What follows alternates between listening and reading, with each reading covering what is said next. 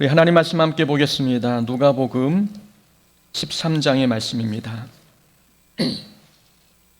누가복음 13장 1절부터 9절까지의 말씀입니다.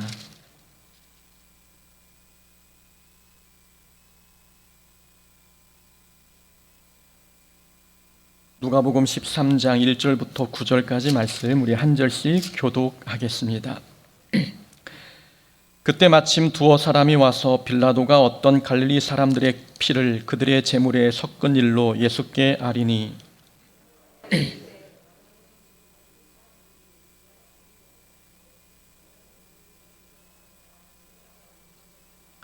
너희에게 이르노니 아니라 너희도 만일 회개하지 아니하면 다 이와 같이 망하리라.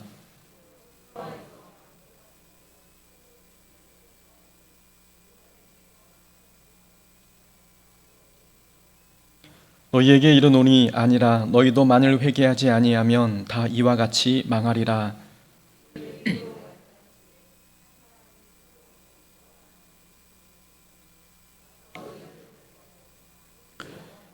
포도원 지기에게 이르되 내가 3년을 와서 이 무화과 나무에서 열매를 구하되 얻지 못하니 찍어버리라. 어찌 땅만 버리게 하겠느냐.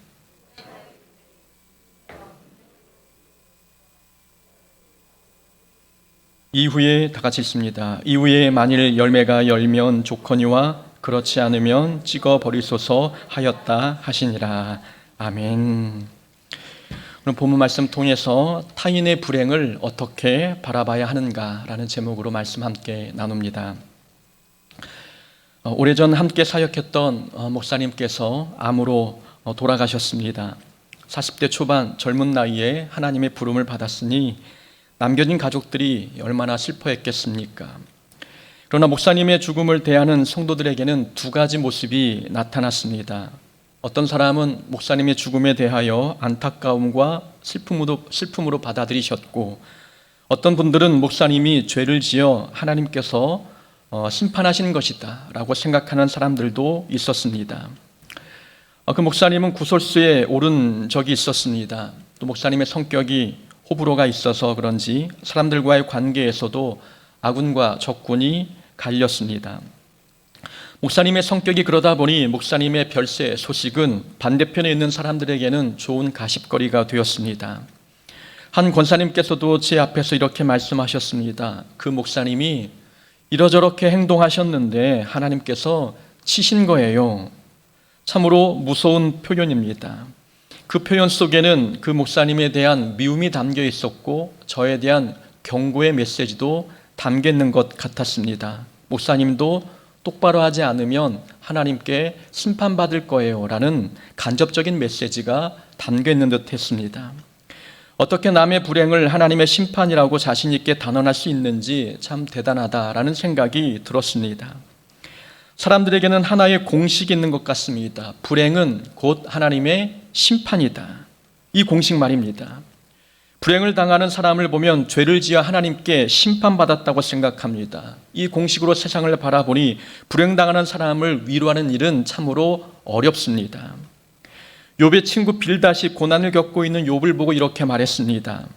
하나님이 잘못 심판하실 리가 있겠느냐? 그처럼 전능하신 하나님이 어떻게 옳은 일을 그르칠 수 있겠느냐?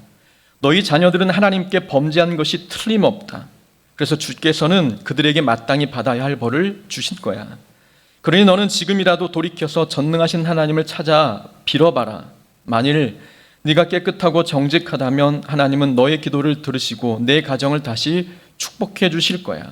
내 시작은 미약하였으나 내 나중은 심히 창대할 거야. 내 시작은 미약하였으나 내 나중은 심히 창대하리라. 이 말씀은 결코 좋은 뜻에서 한 말이 아닙니다. 빌닷이 욥을 비판하고 비꼬는 투로 한 말이었지요. 욥의 친구들은 욥이 당한 고난을 하나님의 심판으로 보았습니다.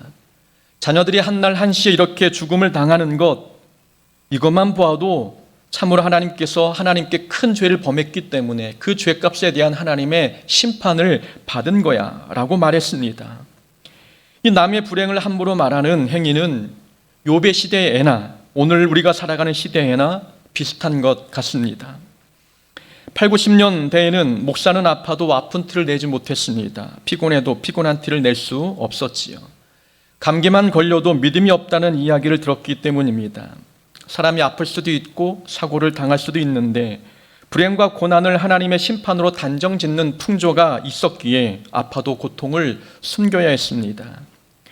우리가 믿는 예수님은 원수도 사랑하시고 죄인을 위해 십자가에 죽으신 분이신데 예수님을 닮겠다는 우리는 타인의 불행에 관대하기는커녕 우리가 마치 하나님이라도 된 양 심판하고 정죄하고 있습니다. 목사는 성경을 무시하고 성도는 성경에 무지하다. 어떤 목사님이 SNS에 올린 글입니다. 어떤 목사는 세상에 일어난 재난이나 남의 불행을 보고 하나님의 심판이라고 설교합니다. 성경에서 한 두 구절만 떼어낸 후에 전후 문맥을 고려하지 아니하고 자기 편의대로 주관적으로 해석하고 적용한 결과이지요. 성경을 무시한 설교입니다. 목사가 그렇게 설교하니 성도는 불행은 곧 하나님의 심판이라는 공식을 갖고 삶을 살아갑니다. 목사는 성경을 무시하고 성도는 성경에 무지하다는 말에 전적으로 공감이 가는 부분입니다. 불행은 결코 죄의 결과나 하나님의 심판이 아닙니다. 불행을 심판이라고 말하는 것은 하등 종교에서나 볼 수 있는 가르침입니다. 하등 종교에서는 상대방을 쉽게 통제하고 자신에게 복종시키기 위해서 상대의 불행을 이용합니다. 죄를 지어서 불행당한 것이니 시키는 대로 하지 않으면 심판을 받게 될 것이라며 불행을 도구 삼아 자기가 원하는 것을 얻어냅니다. 우리는 불행에 담긴 하나님의 뜻을 알 수 없습니다. 이 불행이 어떤 원인에 의해서 오게 된 것인지 오직 하나님만 아시는 부분입니다. 하지만 분명한 사실 하나는 하나님은 우리를 사랑하셔서 우리가 구원받기를 원하신다는 것입니다. 하나님은 죄에서 우리를 구원하시는 것에 관심을 두는 분이시지 우리가 죄 때문에 심판받아 지옥에 가는 것 하나님은 여기에 관심을 두는 분이 아니십니다. 하나님은 북이스라엘과 남유다를 멸망시키실 때에도 심판이 목적이 아니라 회복이 목적이셨습니다. 하나님의 마음은 항상 회복과 구원, 곧 생명을 살리는 일에 집중하십니다. 하나님은 심판에 관심이 없는데 예수 믿는 우리는 심판에 관심을 두고 사람들의 불행을 죄의 결과다, 하나님의 심판이다라고 쉽게 말해버립니다. 우리는 상대방의 불행을 함부로 판단하지 말아야 합니다. 그 불행과 고난이 어떤 목적으로, 어떤 계획에서 주어진 것인지 우리는 알 수가 없습니다. 오늘 본문에 두어 사람이 예수님을 찾아왔습니다. 예수님을 찾아온 사람들은 불행당한 사람들의 이야기를 예로 들면서 그들이 당한 불행이 하나님께 심판을 받아서 당한 불행인지 물었습니다. 불행이 심판의 결과인지 궁금하게 된 계기가 있었습니다. 지난주 우리가 살펴본 12장 마지막 부분에 보면은 예수님께서 이렇게 말씀하셨지요. 고발하는 자와 함께 법관에게 갈 때에 길에서 화해하기를 힘쓰라 라고 말씀하셨습니다. 고발하는 자는 예수님을 뜻하는 것이고 법관은 하나님을 상징한다 말씀을 드렸습니다. 이 말씀의 의미는 종말의 때가 오기 전에 회개하여 예수 믿고 구원을 얻으라 라는 하나님의 말씀입니다. 조속히 회개하지 않으면 종말의 때에 큰 불행을 당할 수 있다라는 말씀이 그 예수님의 말씀에 담겨 있는 의미이지요. 이 말씀을 들었던 사람들이 궁금했습니다. 그러면 이 땅에서 불행을 당한 사람들은 하나님의 심판을 받은 것이냐? 라는 질문이 떠올랐던 거죠. 그래서 사람들은 그 당시 일어났던 불행한 사건을 예로 들면서 예수님이 어떤 대답을 하실지 기대했습니다. 오늘 본문에는 두 가지 사건이 나옵니다. 하나는 1절에 나오는 빌라도가 갈릴리 사람들의 피를 제물에 섞은 이야기, 그리고 또 하나는 4절에 보면은 실로암 망대가 무너져서 18명이 죽은 사건입니다. 빌라도가 갈릴리 사람들을 죽인 사건은 구체적으로 어떤 사건을 말하고 있는 것일까요? 학자마다 의견이 분분합니다. 의견이 분분하지만 두 가지 의견이 있습니다. 하나는 사도행전 5장에 보면은 갈릴리 사람 유다가 반란을 일으킨 사건이 나옵니다. 유다는 갈릴리 사람이자 열심 당원이었습니다. 유다는 이스라엘의 독립을 위해 로마에 항거하는 과정에서 반란을 일으켰지요. 이 사건으로 빌라도는 갈릴리 사람들에 대한 적개심이 생겼고 반란의 주동자를 색출하려고 노력했습니다. 색출이 어려워지자 유다와 관련되었다 싶은 사람은 모두 죽인 겁니다. 그것도 제사를 드리러 왔을 때 죽였던 거죠. 제사를 드릴 때 사람을 죽이니 사람의 피가 제물의 피와 섞이게 되었습니다. 그래서 1절 말씀에서 갈릴리 사람의 피를 그들의 제물에 섞은 일이라는 표현을 하고 있는 것입니다. 또 하나의 의견이 있습니다. 빌라도가 예루살렘에 물을 공급하기 위해 수로를 건설할 때였습니다. 빌라도는 수로 건설을 하기 위해 성전 헌금을 유용했지요. 이에 반발하여 갈릴리인들이 성전에서 무장봉기하고 농성하자 빌라도가 군사를 풀어 진압했고 그 가운데 죽임당한 자들도 발생했습니다. 빌라도는 본때를 보여주기 위해서 죽은 자의 피를 제물의 피에 섞으라 명령했습니다. 그 사건이 바로 1절에 표현되어지는 그 표현의 배경이다라는 의견도 있습니다. 어떤 해석, 어떤 의견이 1절의 배경이 되는 사건인지는 정확히 분별할 수 없지만 분명한 팩트는 빌라도에 의해서 죽임당한 갈릴리인들이 있었다는 사실입니다. 무고하게 한 사람의 폭정으로 사람들이 죽어나간 사실이 있었습니다. 그 모습을 보고 사람들은 생각했습니다. 제사를 드리다가 죽임을 당할 정도면 하나님께 큰 죄를 지은 것이 아닙니까? 그들은 하나님께 벌받은 것 아닙니까? 라는 생각을 가졌던 겁니다. 예수님께서 단호하게 말씀하셨습니다. 불행의 원인은 죄 때문이 아니라고 말씀하십니다. 너희들이 불행을 당하지 않았다고 해서 그들보다 더 의인이라고 생각하지 말라는 말씀이죠. 그러면서 실로암 망대 사건을 예수님께서 덧붙여 설명하십니다. 4절에 보면 실로암 망대가 무너져서 18명이 깔려 죽은 사건의 말씀이 나옵니다. 이 망대는 적으로부터 성을 지키기 위해 세운 망대입니다. 실로암 연못 가까이 붙어 있었던 망대였지요. 실로암 연못은 요한복음 5장에 나오는데 많은 병자들이 병 낫기를 바라는 마음으로 실로암 연못가에 모여 있었습니다. 천사가 내려와 물을 동할 때 그때 가장 먼저 들어가는 사람이 낫는다라는 이야기가 있었기 때문에 실로암 연못 주변에는 많은 사람들이 모여 있었습니다. 또 성전에서 예배를 드리기 위해 자신의 몸을 씻으려고 나오는 사람들도 많이 있었죠. 그러니까 실로암 망대 아래에는 수많은 사람들이 모여 있었습니다. 그때 어느 날 망대가 무너지면서 그 아래에 있던 사람들이 깔려 죽는 불행한 사건이 발생했던 거지요. 18명이 죽었다. 정확한 숫자가 나온 것을 보면 이 사건은 역사적으로 실제했던 사건임을 우리에게 보여주고 있습니다. 예수님이 이런 불행이 죄가 많아서 당한 불행이 아니라고 말씀합니다. 그러니 타인의 불행을 함부로 판단하지 말아야 한다라고 말씀합니다. 불행한 사건을 하나님의 심판이라고 말하면 그렇게 말하는 사람의 죄가 더 크다라고 말씀하고 계십니다. 고난은 하나님의 심판이 아닙니다. 고난은 하나님의 심판이라는 공식에만 집착하면 고난에 빠진 사람을 위로할 수가 없는 것입니다.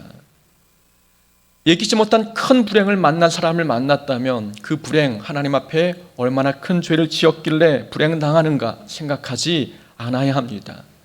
인간 사회에 찾아오는 모든 고난과 불행은 그 원인이 무엇인지 우리는 알 수가 없습니다. 하나님만 아십니다. 이 고난과 불행이 어떤 역할을 하고 있는지 하나님만 아십니다. 그러니 함부로 상대의 불행을 섣불리 판단해서는 안 됩니다. 우리는 오늘 본문을 보면서 세 가지 교훈을 함께 찾아보고자 합니다. 첫 번째 교훈은 고난을 만난 것은 믿음과 관계가 없습니다. 그러나 고난을 활용하는 방식은 믿음과 관계가 있습니다. 다시 말씀을 드리겠습니다. 고난을 만나는 것은 믿음과는 관계없는 일입니다. 하지만 고난을 활용하는 방식은 믿음과 관계가 있다는 것이지요. 본문 속 사람들은 큰 고난을 만났으면 분명 큰 죄를 지었을 것이라고 생각했습니다. 그러나 예수님은 고난은 죄 때문이 아니라고 말씀하십니다. 그 고난을 만나는 것은 믿음의 유무와는 전혀 상관이 없다 말씀하고 계십니다. 고난은 모든 사람들이 겪습니다. 예수 믿어도 고난을 만납니다. 믿지 않는 세상 사람들도 고난을 겪습니다. 믿음이 없어서 고난을 더 많이 만난다거나 믿음이 좋아서 형통한 길로만 걷는 것은 아닙니다. 고난을 만나는 것은 믿음과는 전혀 상관이 없습니다. 하지만 고난을 활용하는 방식은 믿음과 관계가 있습니다. 욥의 친구는 욥에게 닥친 고난은 죄 때문이라고 생각했습니다. 고난을 만난 것이 믿음과 관계 있다고 생각한 것입니다. 믿음 생활 제대로 하지 않아서 고난을 만났으니 속히 회개하라고 섣부른 판단을 내렸습니다. 욥의 친구들은 욥이 고난 속에서 어떤 태도를 보였는지 거기에는 관심이 없었습니다. 욥은 극심한 고난 속에서 믿음 잃지 않았고 하나님만 바라보았습니다. 고난을 겪으면서 더 겸손해졌고 더 낮아졌습니다.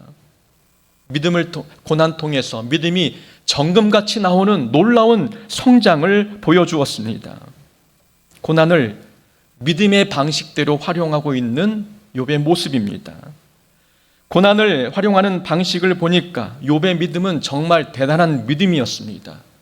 감당하기 어려운 고난을 만났는데 그 고난이라면 누구나 다 포기하고 낙심할 텐데 심지어 욥의 아내마저도 하나님을 저주하라 부추기까지 했는데 욥은 그런 와중에서도 믿음을 지켰습니다.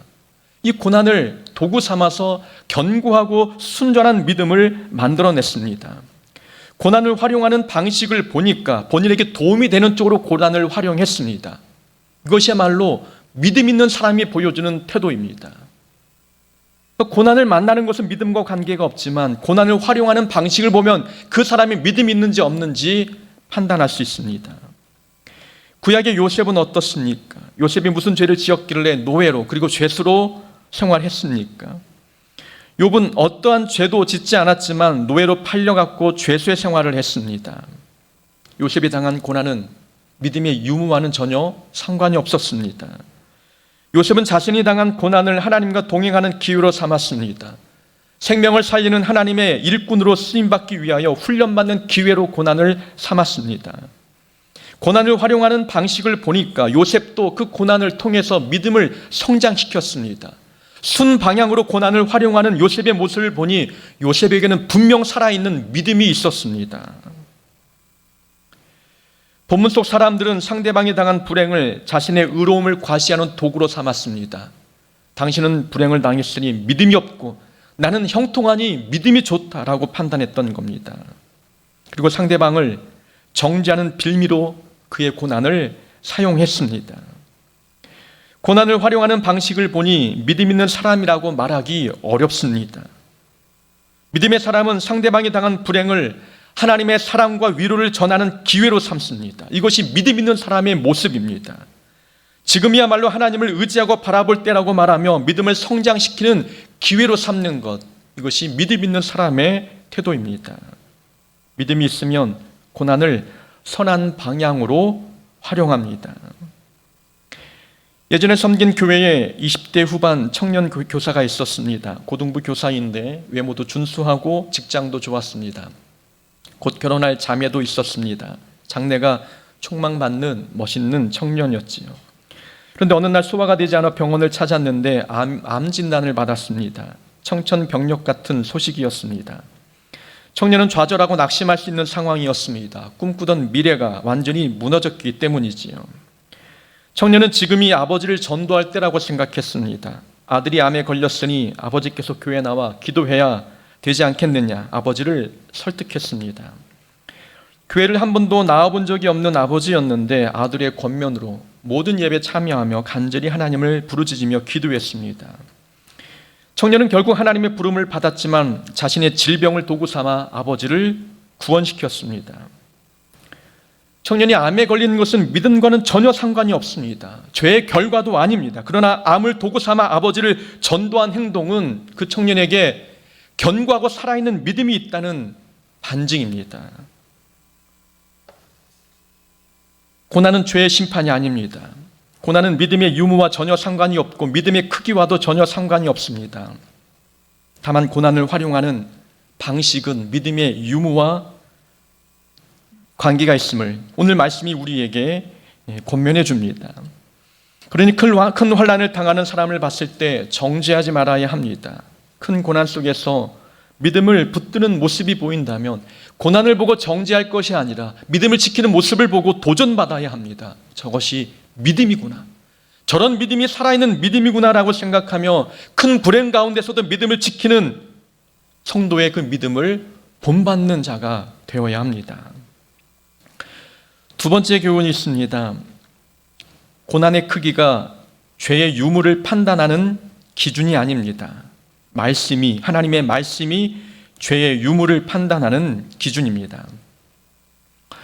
본문에서 예수님은 말씀하셨습니다. 2절과 3절의 말씀이죠. 너희는 이 갈릴리 사람들이 이같이 해받음으로 다른 모든 갈릴리 사람보다 죄가 더 있는 줄 아느냐? 너희에게 이르노니 아니라. 너희도 만일 회개하지 아니하면 이와 같이 망하리라. 4절과 5절에서도 똑같이 말씀하셨습니다. 또 실로암에서 망대가 무너져 치여 죽은 18사람이 예루살렘에 거한 다른 모든 사람보다 죄가 더 있는 줄 아느냐? 너희에게 이르노니 아니라. 너희도 만일 회개하지 아니하면 다 이와 같이 망하리라. 사람들은 죄가 크기 때문에 큰 불행을 만났다고 생각했습니다. 제단에서 하나님을 예배하다 죽었으니 분명 큰 죄를 지었음에 분명하다 단정 지었습니다. 여러분, 예배드리다 죽었으면 순교로 볼 수 있지 않습니까? 순교로 볼 수 있는 상황인데 사람들은 자기 방식대로 판단했습니다. 고난의 크기를 통해 죄의 크기를 판단했습니다. 큰 불행을 만났으니 큰 죄를 지은 것이 분명하다라는 것이 사람들이 판단하는 공식이었습니다. 예수님은 큰 고난을 만났다고 해서 그들이 너희보다 죄가 더 많다고 생각하느냐? 아니라고 분명히 말씀하십니다. 다른 사람의 불행을 보고 편리대로 해석하지 말고 자신부터 돌아보라는 말씀입니다. 지금 회개하지 않으면 본인의 죄 때문에 심판받는 날이 올 수 있으니 지금 당장 회개하라고 말씀합니다. 예수님이 보실 때에는 정죄하고 있는 사람이 죄인이었습니다. 고난당하지 않고 있다고 본인이 죄인이 아니라고 생각하고 있는데 예수님은 그들이 죄인이었습니다. 그러니 심판받기 전에 회개하라라고 말씀하셨습니다. 사람들이 생각하는 죄의 기준과 예수님이 생각하는 죄의 기준이 달랐습니다. 사람들은 불행의 크기가 죄의 유무를 판단하는 기준이라고 생각했습니다. 큰 불행을 당했으니 죄도 크다라는 것이 그들의 기준이었지요. 예수님은 불행의 크기로 죄의 유무를 판단하지 않았습니다. 죄를 판단하는 기준은 오직 하나님의 말씀입니다. 자기 생각에는 죄가 없다고 생각해도 예수님이 보실 때에는 죄가 있는 사람이었습니다. 하나님의 말씀을 기준 삼아 보니 의인은 없고 모두가 다 죄인입니다. 죄의 원어적 의미는 표적을 놓쳤다입니다. 화살을 쐈는데 표적에서 빗나간 것이 죄라는 뜻입니다. 우리가 이미 알고 있는 사실이지요. 하나님께서 우리를 화살 삼아 하나님이 정하신 관역에 명중하도록 쏘셨는데 우리가 하나님이 정하신 관역에서 빗나간 삶을 살고 있습니다. 그게 죄라는 것입니다. 다시 말하면 죄는 하나님의 말씀을 기준 삼아 판단할 때 죄냐 아니냐 구분할 수 있는 것입니다. 하나님은 말씀하셨습니다. 하나님께서 하지 말라고 하는 것은 죄입니다. 또 하라는 것을 하지 않은 것도 죄입니다. 살인과 도적질과 간음과 우상숭배 이런 행동을 한다면 죄이지요. 하지 말라는 것을 했기 때문에 죄입니다. 여기에 더불어 이웃을 사랑하지 않아도 죄이고 용서하지 않은 것도 죄이며 항상 기뻐하지 않고 범사에 감사하지 않은 것도 죄입니다. 하라고 명령한 것을 하지 않았기 때문입니다. 사무엘은 기도하기를 쉬는 것을 죄라고 여겼습니다. 복음서는 구제할 때 은밀하게 하지 않은 것도 죄라고 말씀합니다. 마음으로 음욕을 품는 것조차도 죄라고 말씀하십니다.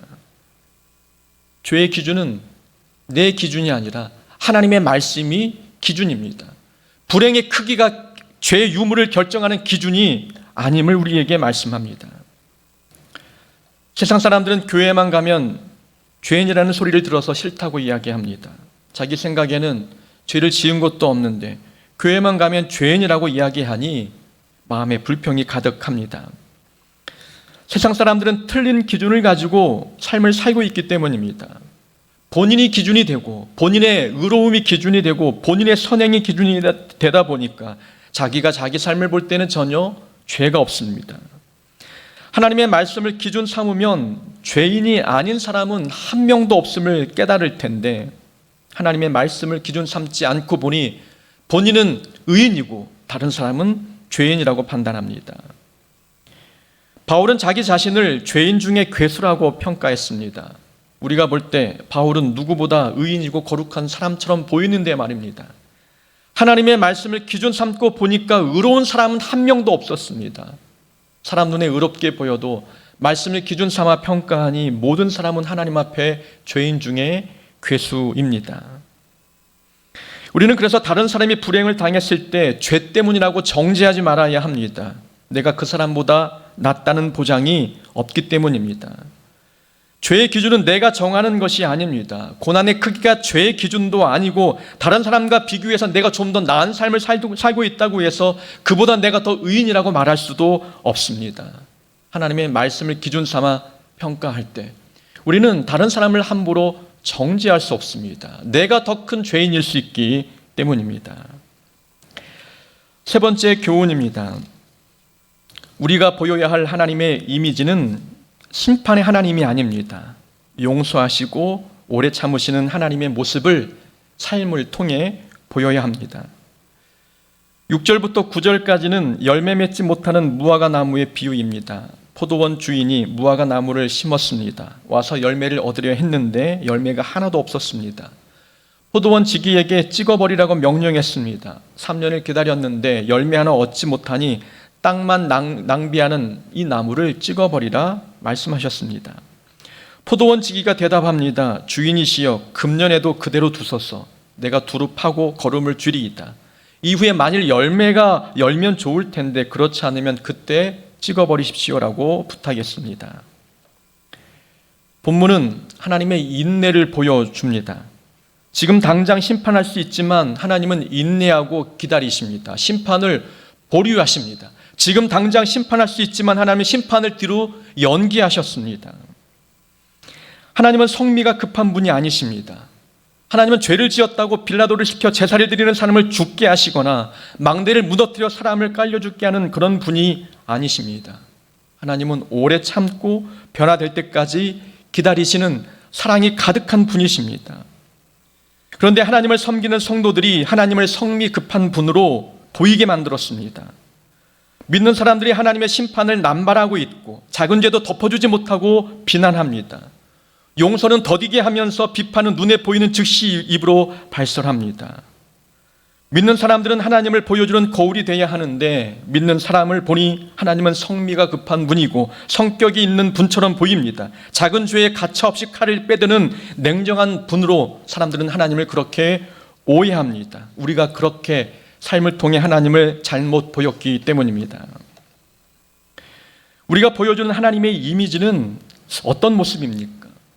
불같이 심판하시는 무서운 하나님의 이미지만 보여주고 있지는 않습니까? 예수님의 제자인 야고보와 요한이 주님, 저희가 하늘에서 불을 내려 저들을 불살라 버릴까요? 라고 말한 것처럼 우리는 하나님의 인자한 모습을 보여주기보다 우리의 급한 성미만 보여줄 때가 많지는 않습니까?